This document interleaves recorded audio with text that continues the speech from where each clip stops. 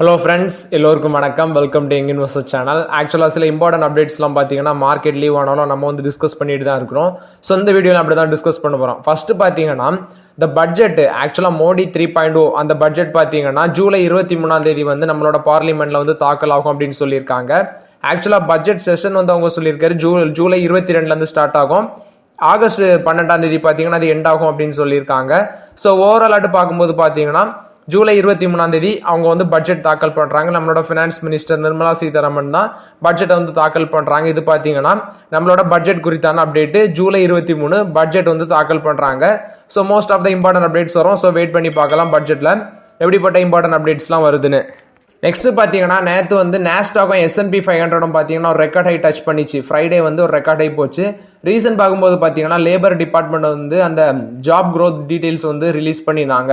So job growth பார்த்தீங்கன்னா marginally கீழே விழுந்திருக்குன்னு சொல்லியிருக்காங்க ஜூனில். ஸோ அது ரெக்கார்ட் ஹை போகிறதுக்கு ரீசன் பார்க்கும்போது அந்த இன்ட்ரெஸ்ட் ரேட் ஹட் பண்ணுறதுக்கான அந்த இன்ட்ரெஸ்ட் ரேட் கட்டிங்கான ஹோப்ஸ் வந்து பார்த்தீங்கன்னா அந்த நம்பிக்கை வந்து இன்னும் இன்க்ரீஸ் ஆகிட்டே போகுது அப்படின்னு சொல்கிறாங்க. செப்டம்பரில் வந்து ரேட் கட் இருக்க சான்ஸ் இருக்குன்னு சொல்கிறாங்க. அன்எம்ப்ளாய்மெண்ட் ரேட் பார்த்தீங்கன்னா கிட்டத்தட்ட 2.5 வருஷத்துல இல்லாத ஹைல இருக்குன்னு சொல்லியிருக்காங்க. நெக்ஸ்ட் பார்க்கும்போது வேஜஸ் அதாவது சம்பள உயர்வும் பார்த்தீங்கன்னா ரொம்பவே குறைவாக தான் இருக்குது அப்படின்னு சொல்லியிருக்காங்க. So chances of rate cut பார்த்தீங்கன்னா 66% இருந்தது. இந்த செப்டம்பரில் வந்து ரேட் கட் வந்து 79% வரைக்கும் ரேட் கட் பண்ண சான்சஸ் இருக்குது அப்படின்னு சொல்லியிருக்காங்க. ஸோ அதனால தான் பார்த்தீங்கன்னா நாஸ்டாக்கும் S&P 500 ஒரு ரெக்கார்டை டச் பண்ணியிருக்கு. இது நாஸ்டாக் S&P 500 பொறுத்த வரைக்கும் அப்டேட்டு. நெக்ஸ்ட் பார்த்தீங்கன்னா டாடா ஸ்டீல் அவங்களோட Q1 பிஸ்னஸ் அப்டேட் சொல்லியிருக்காங்க. ஸோ சேல்ஸ் பார்த்தீங்கன்னா கன்சாலிடேட்டட் சேல்ஸ் வந்து 4% இயர் பேஸில் மேலே போயிருக்கு. குவார்டர் ஆன் குவார்டர் பேசிஸில் 5% கீழே விழுந்திருக்கு. 7.46 மில்லியன் டன்ஸ் பண்ணியிருக்காங்க. சேம் குவார்டர் லாஸ்ட் இயரில் 7.18 மில்லியன் டன்ஸ். அதே முந்தின குவார்டரில் வந்து 7.86 million tons. Quarter on quarter பேஸில் 5% டவுனு, இயர் ஆன் இயர் பேஸில் 4% மேலே போயிருக்கு. அடுத்தது கம்பெனியோட ப்ரொடக்ஷன் பார்க்கும்போது 13% மேலே போயிருக்குன்னு சொல்லியிருக்காங்க. டாடா ஸ்டீலோட இந்தியன் க்ரூட் ஸ்டீல் ப்ரொடக்ஷன் பார்க்கும்போது 5.25 மில்லியன் டன்ஸாக இருக்குது. 5% இயர் ஆன் இயர் பேஸில் மேலே போயிருக்கு. குவார்டர் ஆன் குவார்டர் பேஸில் கீழே விழுந்திருக்கு. அதுக்கு அவங்க சொல்கிறது நிறைய பிளானில் மெயின்டெனன்ஸ் ஷட் டவுன் நடந்துச்சு, அது ஒரு ரீசன் சொல்லியிருக்காங்க. சேல்ஸ் இந்தியாவில் பார்க்கும்போது 4.94 மில்லியன் டன்ஸாக இருக்குது. சேம் குவார்டர் லாஸ்ட் இயரில் 4.79 மில்லியன் டன்ஸ் பண்ணியிருக்காங்க. இயர் ஆன் இயர் பேஸில் 3% மேலே போயிருக்கு. பட் முந்தின குவார்டரில் பார்த்தீங்கன்னா 5.42 மில்லியன் டன்ஸ் வந்து சேல்ஸ் பண்ணியிருக்காங்க. இந்தியாவில் 9% கீழே விழுந்திருக்கு அப்படின்னு சொல்லியிருக்காங்க. நெக்ஸ்ட் பார்த்தீங்கன்னா டாடா ஸ்டீலோட ஓவர்சீஸ் பிஸ்னஸ்லேருந்து வந்து அப்டேட்டு. ஓவராலாக டாடா ஸ்டீலில் வந்து யூகேல அவங்களோட அந்த போர்ட் ஆல்போர்ட் பிளான்ட் அந்த பிளாஸ்ட் ஃபர்னஸை வந்து க்ளோஸ் பண்ணிட்டு எலக்ட்ரிக் ஆர் ஃபர்னஸ் வந்து மாற போகிறாங்க அப்படின்னு சொல்லியிருந்தாங்க. ஸோ இப்போ அதை க்ளோஸ் பண்ணியிருக்காங்க அப்படின்னு சொல்லியிருக்காங்க. ஸோ ஓவராலாட்டு பார்க்கும்போது டாடா ஸ்டீலில் அவங்களோட யூகே பிஸ்னஸில் பார்க்கும்போது ஃபர்ஸ்ட் இருந்த பார்ட்டி பார்த்தீங்கன்னா ஆக்சுவலாக ஃபர்ஸ்ட் வந்து கன்சர்வேட்டிவ் பார்ட்டி வந்து ரூலிங்கில் இருந்தாங்க. ஸோ நேற்று ரிசல்ட் வரும்போது லேபர் பார்ட்டி வந்து ரூலிங் வந்திருக்காங்க 14 வருஷத்துக்கு அப்புறம். ஆக்சுவலாக ரிஷி சுனக் இருக்கும்போது என்ன சொல்லியிருந்தாருன்னா நான் வந்து 500 மில்லியன் யூரோ வந்து நான் உங்களுக்கு சப்சிடியாக தாரேன் அப்படின்னு சொல்லியிருந்தாரு. ஆனால் இப்போ இருக்க கவர்மெண்ட் வந்து கொடுப்பாங்களா என்னன்னு தெரில. ஸோ ஓவராலாட்டு டாடா ஸ்டீலில் வந்து ஓவர்சீஸ் பிஸ்னஸ் கொஞ்சம் ப்ரெஷராக தான் இருக்குது. ஸோ இது டாடா ஸ்டீலை பொறுத்த வரைக்கும் அப்டேட். ஷேர் ப்ரைஸ் பார்த்தீங்கன்னா 175 அந்த ரேஞ்சில் க்ளோஸ் பண்ணியிருக்காங்க. ஸோ ஓவராலாட்டு பார்க்கும்போது டாடா ஸ்டீலோட business update quarter on quarter பேஸில் கம்பேர் பண்ணும்போது போராக இருக்குது. இயர் ஆன் இயர் பேசிஸில் பார்த்தீங்கன்னா சேல்ஸும் ரைஸ் ஆயிருக்கு, ப்ரொடக்ஷன் ரைஸ் ஆயிருக்கு. பட் குவார்டர் ஆன் குவார்டரில் வந்து கீழே விழுந்திருக்காங்க. இது டாடா ஸ்டீலை பொறுத்த வரைக்கும் அப்டேட்டு. நெக்ஸ்ட் பார்த்தீங்கன்னா பந்தன் பேங்க்ல வந்து அப்டேட்டு. பந்தன் பேங்க் பார்த்தீங்கன்னா ரத்தன் குமார் கெஷை வந்து பார்த்தீங்கன்னா ஒரு interim MD and CEO appoint பண்ணியிருக்காங்க அவங்களோட பேங்குக்கு. இதுக்கு பார்த்தீங்கன்னா அவங்களோட போர்ட் ஆஃப் டைரக்டர்ஸ் வந்து அப்ரூவலும் கொடுத்துருக்காங்க. போர்ட் மீட்டிங் பார்த்தீங்கன்னா ஜூலை 6 நடந்திருக்கு. ஸோ அதில் அப்ரூவல் தெரிவிச்சிருக்காங்க. ஜூலை 10 இவர் வந்து எஃபெக்டிவ்க்கு வருவாங்கன்னு சொல்கிறாங்க. ஆக்சுவலாக சந்திரசேகர் கோஷ் பார்த்தீங்கன்னா MD அண்ட் CEO இருக்கிறாரு. அவர் வந்து ஜூலை 9 அவரோட டென்யூர் வந்து எண்ட் ஆகுது. ஸோ இப்போ பார்த்தீங்கன்னா புது MD and CEO interim MD and CEO Ratan Kumar Kesh வருவாங்க 10 அப்படின்னு சொல்லியிருக்காங்க. இது பார்த்தீங்கன்னா பந்தன் பேங்க்ல வந்து அப்டேட்டு. நெக்ஸ்ட் பார்த்தீங்கன்னா யூனியன் பேங்க் ஆஃப் இந்தியா வந்து அவங்களோட Q1 பிஸ்னஸ் அப்டேட் கொடுத்துருக்காங்க. ஆக்சுவலாக டோட்டல் டெபாசிட் பார்த்தீங்கன்னா இயர் ஆன் இயர் பேசிஸில் 8.52% வந்து இன்க்ரீஸ் ஆயிருக்கு. அதே குவார்டர் ஆன் குவார்டர் பேசிஸில் பார்த்தீங்கன்னா 0.22% வந்து இன்க்ரீஸ் ஆயிருக்கு அப்படின்னு சொல்லியிருக்காங்க. 12.24 லேக்காக இருக்குது அவங்களோட டோட்டல் டெபாசிட்ஸ். நெக்ஸ்ட் அவங்களோட குளோபல் கிராஸ் அட்வான்சஸ் வந்து 0.8% குவார்டர் ஆன் குவார்டர் பேஸில் இன்க்ரீஸ் ஆயிருக்கு. இயர் ஆன் இயர் பேஸில் 11.46% இன்க்ரீஸ் ஆயிருக்கு. ஸோ அவங்களோட இது கிராஸ் அட்வான்சஸ் பார்த்தீங்கன்னா 9.12 லேக் crore இருக்குது சொல்லியிருக்காங்க. அடுத்து காசா கரண்ட் அக்கௌண்ட் சேவிங்ஸ் அக்கௌண்ட் பார்த்தீங்கன்னா 3.99 லேக் crore இருக்குது. 2.59% பார்த்தீங்கன்னா குவார்டர் அண்ட் குவார்டர் பேஸில் டவுன் ஆயிருக்கு. அதே 3.76% பார்த்தீங்கன்னா இயர் ஆன் இயர் பேசிஸில் மேலே போயிருக்கு அப்படின்னு சொல்லியிருக்காங்க. ஆக்சுவலாக லாஸ்ட் மந்த் தான் அவங்களோட போர்ட் ஆஃப் டைரக்டர்ஸ் மீட்டிங்கில் வந்து 10,000 கோடி பார்த்தீங்கன்னா கேபிட்டல் ரைஸ் பண்ண போகிறோம் அப்படின்னு சொல்லியிருந்தாங்க. இதில் ஈக்விட்டி கேபிட்டல் மூலம் மட்டும் 6,000 கோடியும், நெக்ஸ்ட் பார்த்தீங்கன்னா 2,000 கோடி வந்து பேசல் 3 காம்ப்ளியன்ட் அடிஷனல் டயர் 1 பாண்ட்ஸ் மூலமாட்டும், அடுத்தது டயர் 2 பாண்ட்ஸ் மூலமாட்டும் 2,000 கோடி, இந்த பாண்ட்ஸ் மூலமாட்டும் ஒரு 4,000 கோடியும், ஈக்விட்டி கேபிட்டல் மூலமாட்டும் 6,000 கோடி, டோட்டலாட்டு 10,000 கோடி பார்த்தீங்கன்னா ஃபண்ட் ரைஸ் பண்ணுறதுக்கு வந்து அவங்களோட போர்ட் ஆஃப் மீட்டிங்கில் அப்ரூவல் தெரிவிச்சிருந்தாங்க. ஸோ இது வந்து யூனியன் பேங்க் ஆஃப் இந்தியாவில் வந்து அப்டேட்டு. ஷேர் ப்ரைஸ் பார்த்தீங்கன்னா ஃப்ரைடே வந்து 135 ரூபா அந்த ரேஞ்சில் க்ளோஸ் பண்ணியிருந்தாங்க. ஆக்சுவலாக அந்த ஸ்டாக் ஒரு வருஷத்தில் மட்டும் 70% ரிட்டர்ன் கொடுத்துருக்கு. இது யூனியன் பேங்க் ஆஃப் இந்தியாவை பொறுத்த வரைக்கும் அப்டேட்டு. நெக்ஸ்ட் பார்த்தீங்கன்னா ஒரு ஐடி கம்பெனியில் வந்து அப்டேட்டு, எம்ஃபசிஸ். இந்த ஷேர் யாரெல்லாம் ஹோல்ட் பண்ணுறீங்கன்னு தெரில. ஸோ ஆக்சுவலாக இவங்க வந்து 55 ரூபா பார்த்தீங்கன்னா டிவிடன் அனௌன்ஸ் பண்ணியிருந்தாங்க. ஃபேஸ் வேல்யூ 10 ரூபா வச்சு 55 ரூபா டிவிடன் அனௌன்ஸ் பண்ணியிருந்தாங்க. ஸோ இப்போ அந்த கம்பெனி பார்த்தீங்கன்னா அந்த டிவிடெண்டுக்கான ரெக்கார்ட் டேட் வந்து ஜூலை 10 ஃபிக்ஸ் பண்ணியிருக்காங்க. ஸோ யாரெல்லாம் ஹோல்ட் பண்ணுறீங்கன்னு தெரில. ஸோ இது வச்சிருந்தீங்கன்னா உங்களுக்கு 55 ரூபா டிவிடன் கிடைக்கும் ஒரு ஷேருக்கு. இது பார்த்தீங்கன்னா எம்ஃபசிஸை பொறுத்த வரைக்கும் அப்டேட். எம்ஃபசிஸ் வந்து இந்த ஃபினான்ஷியல் இயர் 24 55 ரூபா அனௌன்ஸ் பண்ணியிருக்காங்க. ஃபினான்ஷியல் இயர் 23 50 ரூபா அனௌன்ஸ் பண்ணியிருந்தாங்க. ஃபினான்ஷியல் இயர் 22 பார்த்தீங்கன்னா 46 ரூபா அனௌன்ஸ் பண்ணியிருந்தாங்க. இது எம்ஃபசிஸை பொறுத்த வரைக்கும் அப்டேட். அந்த 55 ரூபா டிவிடெண்டுக்கான ரெக்கார்ட் டேட் ஜூலை 10 அப்படின்னு சொல்லியிருக்காங்க. இது பார்த்தீங்கன்னா எம்ஃபசிஸை பொறுத்த வரைக்கும் ஓவரால் அப்டேட்டு. நெக்ஸ்ட் பார்த்தீங்கன்னா ஃபெடரல் பேங்க்ல வந்து அப்டேட். ஃபெடரல் பேங்க் பார்த்தீங்கன்னா Bajaj alliance life insurance corporation கூட ஒரு பேங்க் அஷூரன்ஸ் பார்ட்னர்ஷிப்ல வராங்க. எதுக்குன்னு பார்த்தீங்கன்னா பஜாஜ் அலையன்ஸோட லைஃப் இன்சூரன்ஸ் ப்ராடக்ட்டை வந்து இவங்க இனி ஃபெடரல் பேங்க் வந்து அவங்களோட கஸ்டமர்ஸுக்கு சேல் பண்ணுவாங்க அப்படின்னு சொல்லியிருக்காங்க. ஸோ அதனால தான் பார்த்தீங்கன்னா ஃபெடரல் பேங்க் வந்து இந்த Bajaj Allianz life insurance corporation கூட வந்து லைஃப் இன்சூரன்ஸ் ப்ராடக்ட்ஸ் வந்து சேல் பண்ணுறதுக்கு, ஃபெடரல் பேங்கோட கஸ்டமர்ஸ் சேல் பண்ணுறதுக்கு பார்ட்னர்ஷிப்பில் வராங்க. Bank assurance partnership. இது பார்த்தீங்கன்னா ஃபெடரல் பேங்க்ல வந்து one of the positive update. Next பார்த்தீங்கன்னா பவர் கிரிட்ல வந்து அப்டேட். பவர் கிரிட் பார்த்தீங்கன்னா ஜூலை 19 அவங்களோட போர்ட் மீட்டிங் கண்டக்ட் பண்றாங்க. அதில் பார்த்தீங்கன்னா அவங்க ஒரு 16,000 கோடி ஃபண்ட் ரைஸ் பண்றாங்க. அதுக்கான முடிவு பார்த்தீங்கன்னா அந்த போர்ட் மீட்டிங்ல அப்ரூவல் தெரிவிக்கப்படும் போர்ட் மீட்டிங்கால. ஸோ அதுக்கப்புறம் அந்த 16,000 கோடிக்கான ஃபண்ட் ரைஸ் பண்ற வேலையை வந்து ஸ்டார்ட் பண்ணுவாங்க. ஸோ அவங்க ஃபண்ட் ரைஸ் பண்றது பார்த்தீங்கன்னா அன்செக்யூர்ட் ஆர் செக்யூர்ட் நான் கன்வெர்ட்டிபிள் டொமஸ்டிக் பாண்ட்ஸ் மூலமாட்டு, நான் கியூமுலேட்டிவ் ரிடீமபிள் பாண்ட்ஸ் மூலமாட்டு பார்த்தீங்கன்னா பிரைவேட் பிளேஸ்மெண்ட் பேசிஸ்ல ஃபண்ட் ரைஸ் பண்ணுவாங்க 16,000 கோடி அப்படின்னு சொல்லியிருக்காங்க. ஸோ அவங்களோட அந்த பாரோ லெவல் இருக்கு, கரண்ட் பாரோயிங் லிமிட்ஸ் பார்த்தீங்கன்னா 12,000 கோடியிலேருந்து 15,000 கோடி வரைக்கும் இருக்கு ஃபினான்ஷியல் இயர் 24 to 25 அந்த காலகட்டத்தில். பட் இப்போ அவங்க பார்த்தீங்கன்னா 16,000 கோடி ஃபண்ட் ரைஸ் பண்ணுறாங்க.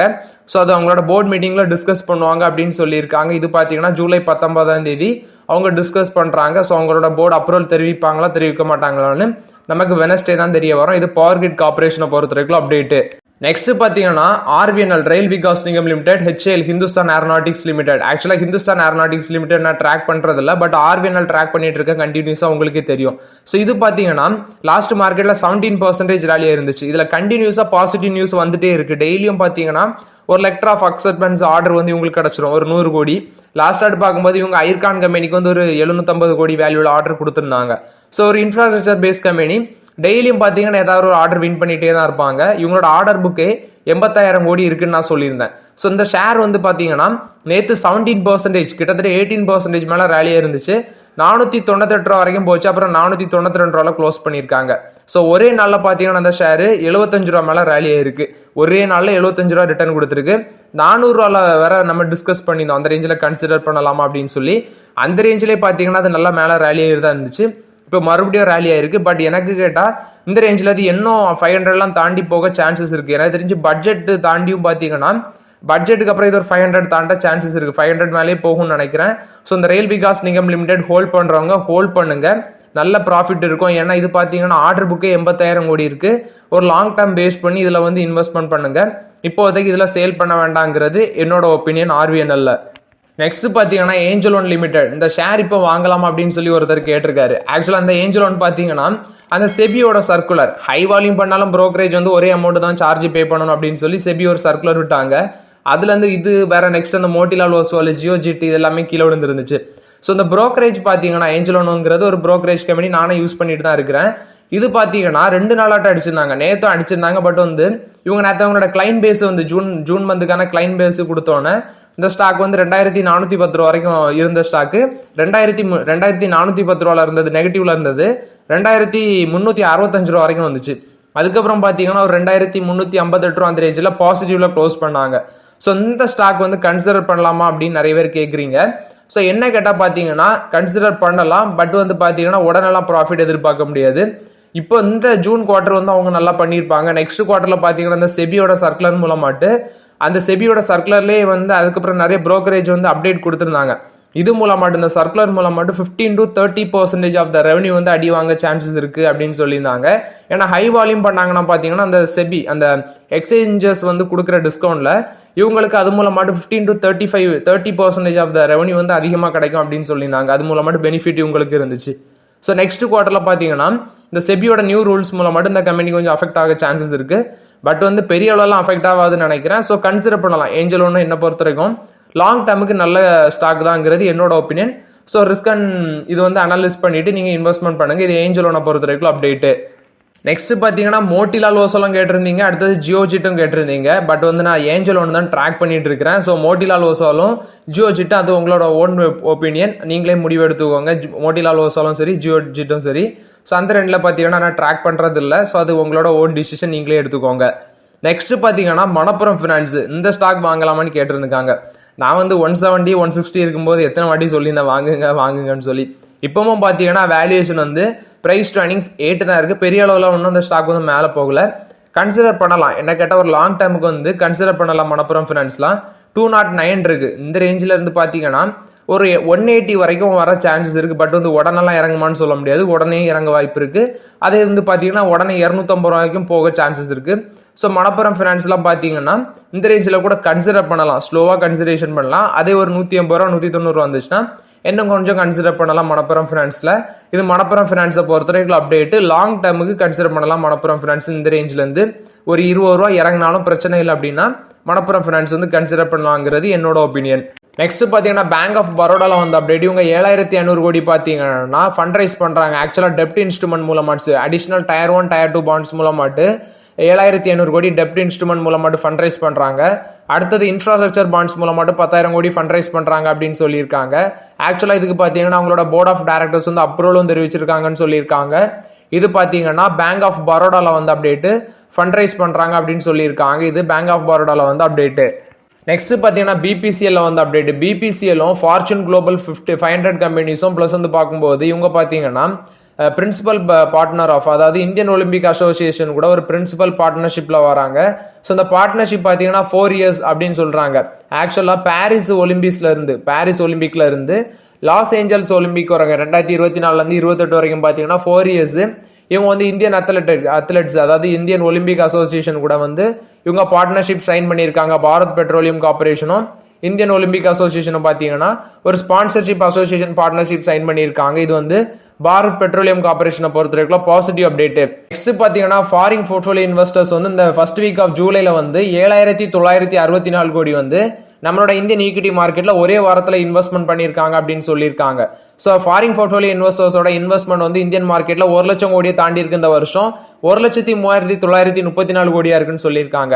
அடுத்தது அதர் எமர்ஜிங் மார்க்கெட் எடுக்கும்போது ஃபாரின் போர்ட்ஃபோலியோ இன்வெஸ்டர்ஸோட இன்ஃப்ளோ வந்து இந்த மாசத்துல இந்தோனேஷியா பார்த்தீங்கன்னா $127 மில்லியன் வந்து இன்வெஸ்ட்மெண்ட் வந்திருக்கு ஃபாரின் போர்ட்ஃபோலியோ இன்வெஸ்டர்ஸ் மூலமாட்டு.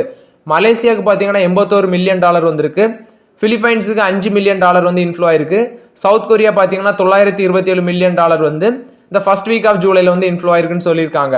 அடுத்தது ஈக்விட்டி மார்க்கெட்டில் பார்க்கும்போது தாய்லாந்து வியட்நாம் பார்த்தீங்கன்னா $69 மில்லியன் வந்து தாய்லாண்டில் அவுட்ஃப்ளோ ஆயிருக்கு. அடுத்து வந்து வியட்நாமில் $68 மில்லியன் வந்து அவுட்ஃப்ளோ ஆயிருக்குன்னு சொல்லியிருக்காங்க. இது ஃபாரின் போர்ட்ஃபோலியோ இன்வெஸ்டர்ஸை பொறுத்த வரைக்கும் அப்டேட்டு. ஸோ ஓகே ஃப்ரெண்ட்ஸ், ஆக்சுவலாக அந்த வீடியோவில் சில இம்பார்ட்டன்ட் அப்டேட்ஸ் எல்லாமே பார்த்துருந்தோம். அந்த வீடியோ உங்களுக்கு பயனுள்ளதாக இருந்துச்சுன்னா லைக் பண்ணுங்கள், சப்ஸ்கிரைப் பண்ணுங்கள், கமெண்ட் பண்ணுங்கள். Okay friends, thank you.